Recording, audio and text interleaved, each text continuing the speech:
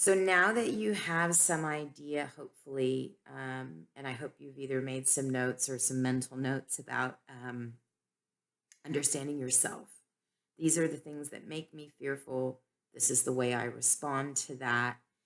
If you haven't, um, go back and watch part one, or just take a minute to note that down so you have an understanding of your own reactions to fear. The wonderful thing about the God that we serve is how often we see him say in his word, do not fear, or don't be afraid, or don't be troubled, or don't be anxious, depending on the translation that you have.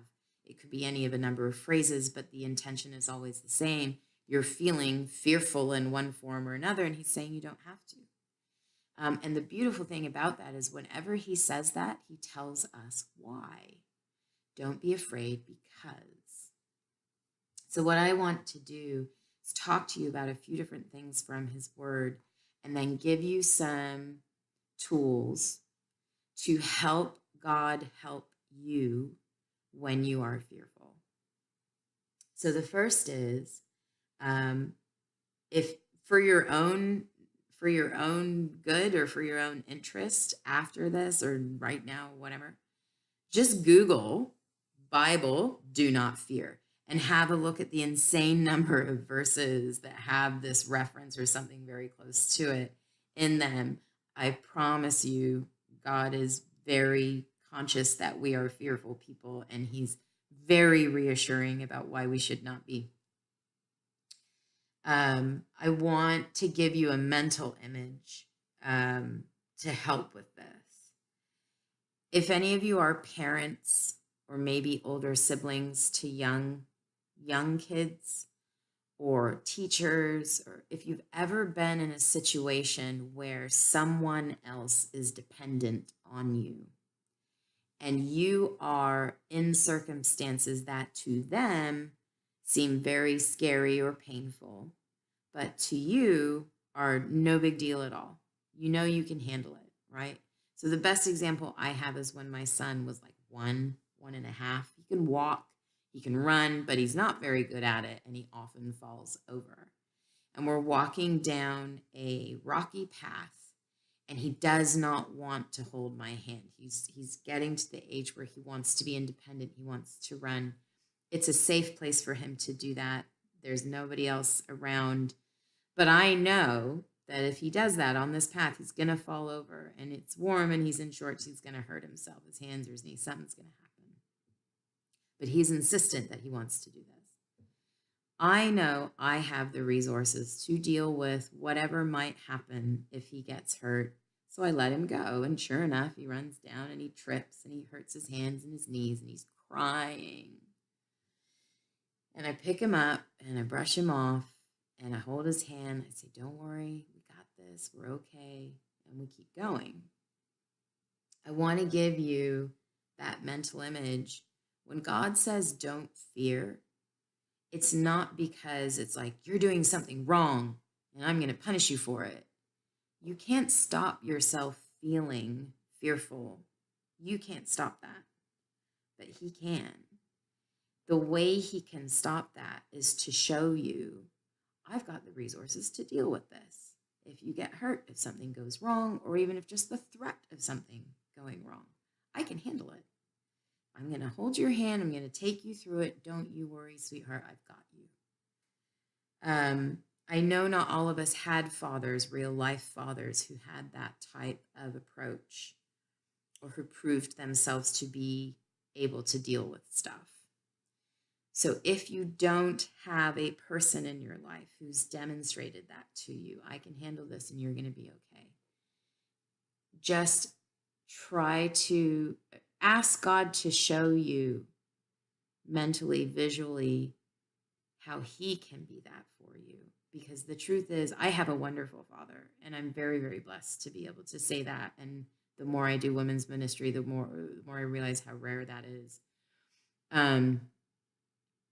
But I can tell you that even with a wonderful father, I had some pretty screwed up ideas about what God was like.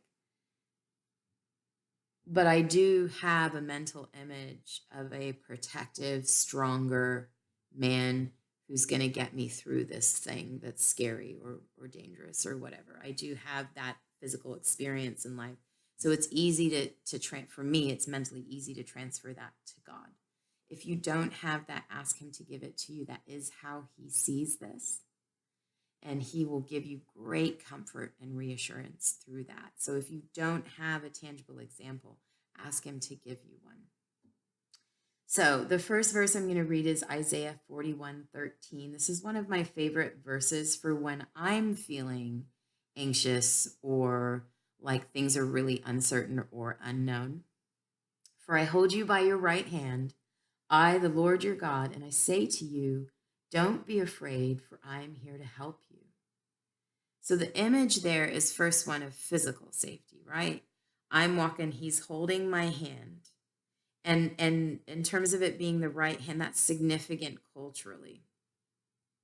That is the place of honor. And he says, don't be afraid. I'm here to help. So here's the because, right? Every time he says, don't be afraid, he tells us why. And in this case, he says, I'm here to help you. Now, put some perspective on that.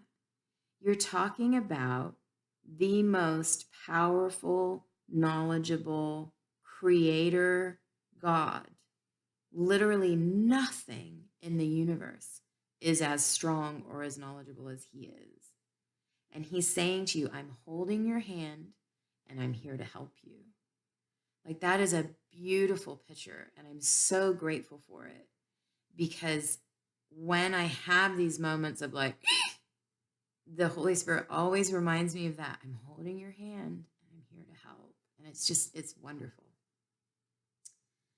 The next verse is Jesus talking, and this is in John 14, and it's actually in the context of him talking about his own death, that he's going to be leaving, but that it's good for us that he goes, because when he goes, the Holy Spirit's going to come.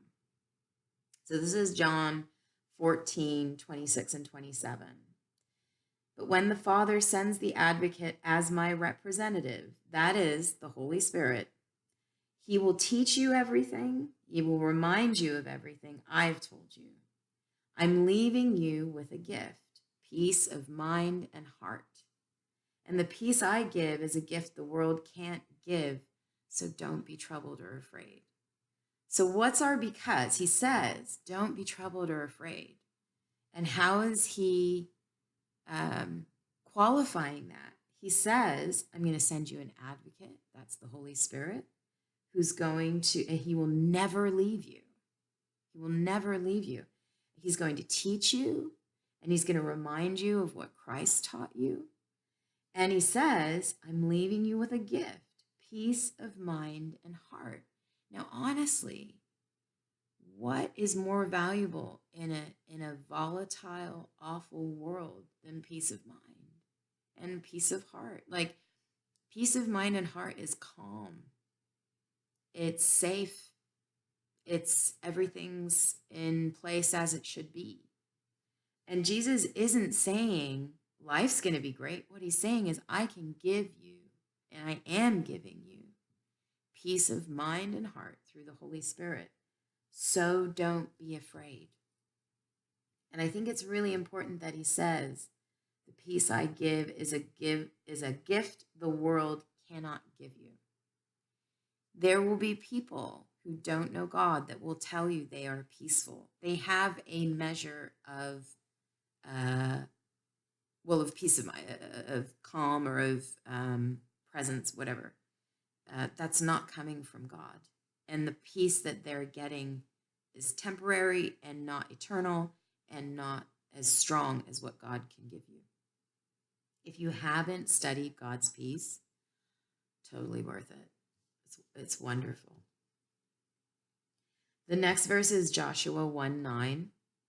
He says, this is my command, be strong and courageous. Do not be afraid or discouraged, for the Lord your God is with you wherever you go. So I don't know about you guys, the because there. So he says, do not be afraid or discouraged, because the Lord your God is with you wherever you go. So Romans 8 is great for this. I cannot, literally cannot escape the love of God. I can't go high enough. I can't go deep enough. I can't go far enough. I can't travel into another spiritual realm. Does not matter where I go. The love of God is with me. I can't separate myself from it. And this is another substantiation to that verse. He says, don't be afraid or discouraged. The Lord your God is with you wherever you go. I don't know about you, but loneliness is soul destroying. And I think part of the reason we often see in the New Testament reminders that we're going through the same suffering as other Christians, that God is with you just like he's with the rest of the church, that there's all these little references to basically you're not alone in this. And I think that's because God's not only so incredibly faithful that he's always right there, whether you realize it or not, but he's telling you that he has what it takes to handle it, and he's doing that with everybody. He's so big and so powerful. He can be fully present with you every moment of the day and fully present with me every moment of the day. And neither of us is losing his attention, losing his activity, losing his intelligence. All of us are fully in the bright beam of God. He's zeroed in on me and on you. He's here. He's not leaving. You're not alone. You are literally never alone. And that's, again, beautiful image. I had a terrible sense of being valueless, worthless, outcast, lonely in my younger years that I carried into my adulthood. It is possible to be physically close to people and desperately lonely. You have the Holy Spirit. You have God in you. You are literally never alone. And the last verse I'm going to offer, it doesn't refer to fear, but it does refer to falling, which is something that for me, failure or falling, basically losing touch, whatever. That's something that creates fear in me. So this is Psalm 37, 23 and 24. The Lord directs the steps of the godly. He delights in every detail of their lives. Though they stumble, they will never fall, for the Lord holds them by the hand. So once again, we've got that image of being held, physically held onto, right? And if you've ever seen a parent with a young child, what do they do when they're going to cross the road or go through the parking lot or go into a place, that's not home or not safe? They take their hand, they hold them. This is my protection. I'm going to make sure that you get through this safely. My pastor said the other day, parents don't take their kids to the edge of the highway and then go, okay, go to it, kids. Get across safe. That's not how this works. You grab them, you hold on to them, and you maneuver them through it to make sure that they're safe. And that's the image that God's giving us whenever he talks about holding us, right? When he talks about holding our hands. But the thing that I also love about this verse, so first of all, God's directing the steps of the godly. You are never, the godly, by the way, is not the good. The godly is anyone who belongs to Christ. His righteousness has been transferred to us. When God looks at me, he sees a righteous, perfect person, and he deals with me that way. That's why the Holy Spirit can live within me. I'm unified with him. So it's not about my behavior. I might have really screwed up this morning. God's still directing my life. So first of all, I'm not without help, right? He's going to give me advice. When he says he's directing, his power is at work, whether I realize it or not.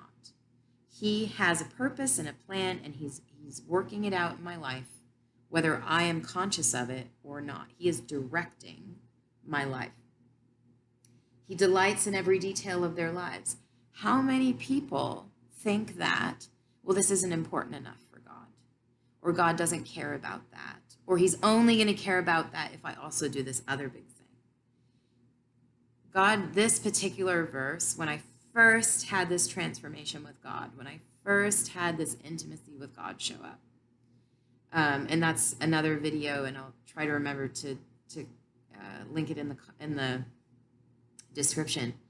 Um, what he started doing, because I had these assumptions about what was important to him and what wasn't, and what he was engaging with in my life and what he wasn't, that I hadn't even realized I had until in this intimacy, I would desire something, or I would want something to happen a certain way, and I recognized that it was not important in the sense that, it's not a salvation issue, or it's not a need, it's a want, or um, there were just little things, lots of little things, little details in my life that I knew were not, in the grand scheme of things, important.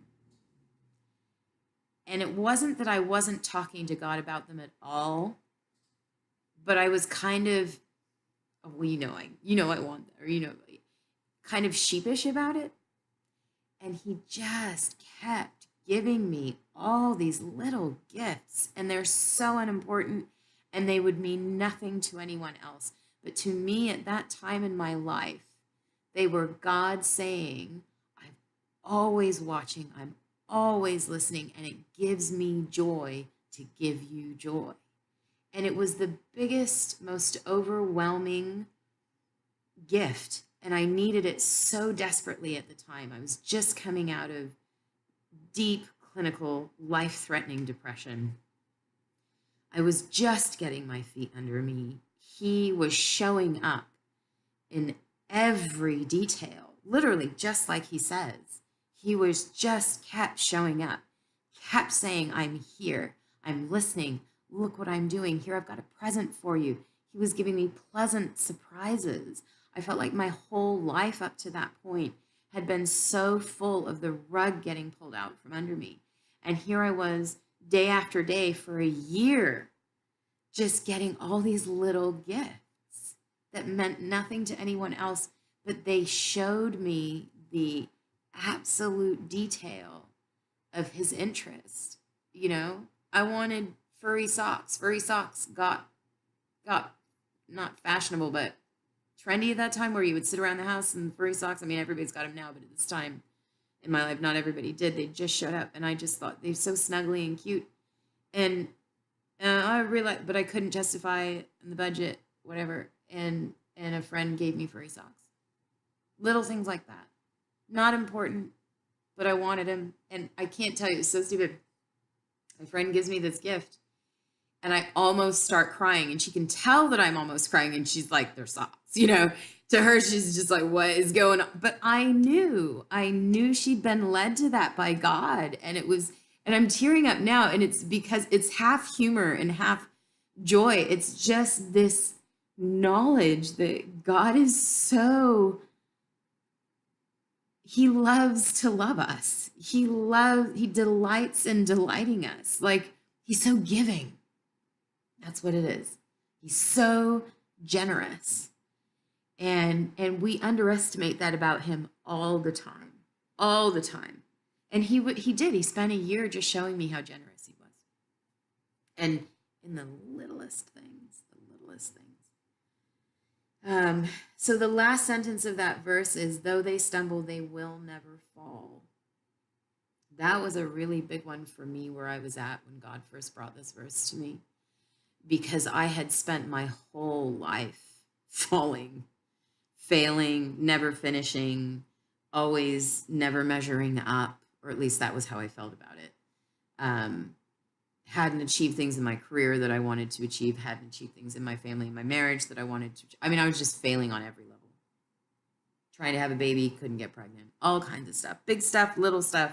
I felt like all I ever did was fall on my face.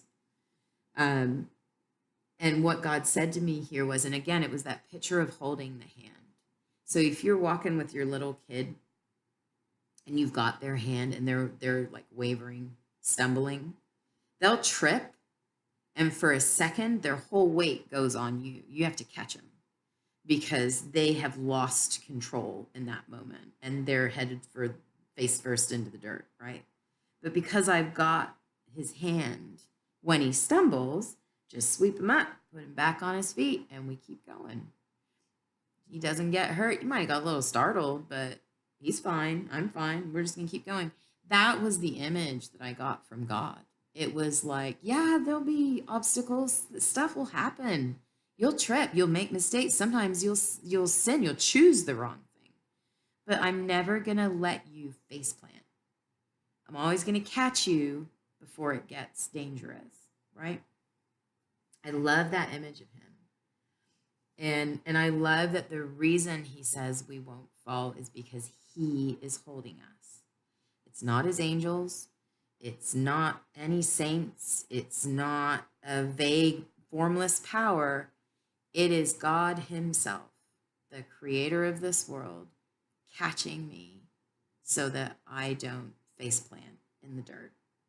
And I just love that image of him. And there's so many more, you guys. I could make 3 hours of videos talking about the verses in the Bible that talk about do not fear. I'm going to give you a specific example in the next one. But what I'd love for you to do, when this is over, go and take a look at those verses. So I'll just list them for you again.